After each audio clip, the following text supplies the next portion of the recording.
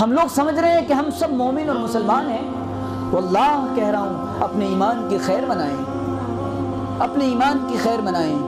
عجیب بات ہے نا، سنا دوں ایک واقعہ حضرت عبداللہ بن مسعود کا۔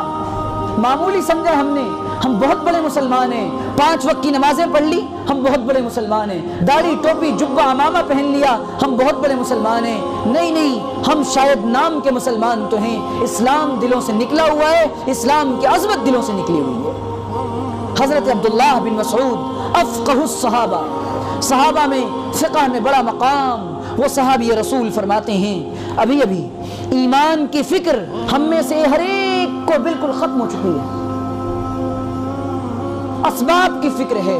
کپڑوں کی فکر ہے، گھر بنانے کی فکر ہے، دولت بنانے کی فکر ہے، ایمان پر محنت کی فکر اور ایمان کو بچانے کی فکر بالکل۔ میرے عزیزوں، میرے بزرگوں، صاف سن لیں، اللہ ہمیں یہ بات سمجھا دے، سارا کچھ کر کے جائیں اور خاتمہ ایمان پر نہ ہو، سب بیکار، سب بیکار۔ اور یہ ایمان پل پل میں بدلتا رہتا ہے، یہ کیفیتیں لمحہ لمحہ بدلتی ہیں، یہ حالات، یہ قلب کی کیفیات لمحہ لمحہ تبدیل ہوتی ہیں۔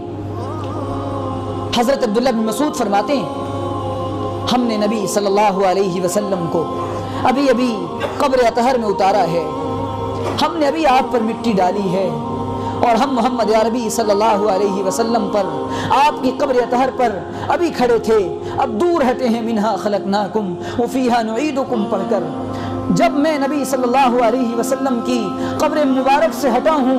حضرت ابن مسعود کا یہ جملہ دلوں کو جھنجھوڑ دیتا ہے، فرماتے ہیں میں نے اپنے ایمان کی کیفیت کو بدلا پایا ہے۔ زمانے نبوت میں ہونے کے بعد، صحبت نبوی میں رہنے کے بعد، وہ ابن مسعود تو یہ کہہ دیں کہ میں نے اپنے ایمان کی کیفیت کو، جب نبی کے ساتھ تھے کیفیت ایمانی کچھ اور تھی، جب نبی کے ساتھ تھے حالت ایمانی کچھ اور تھی، ابھی نبی دنیا سے گئے ہیں اور آپ نے ظاہری آنکھیں بند کی ہیں، اور آپ علیہ الصلوۃ والسلام اپنی قبر اطہر میں گئے ہیں، ہم نے اتارا ابھی ہٹے ہیں، میں نے اپنے ایمان کی کیفیت کو بدلا پایا۔ ابن مسعود کو اپنے ایمان کی فکر تھی، ہمیں اپنے ایمان کی فکر نہیں ہے۔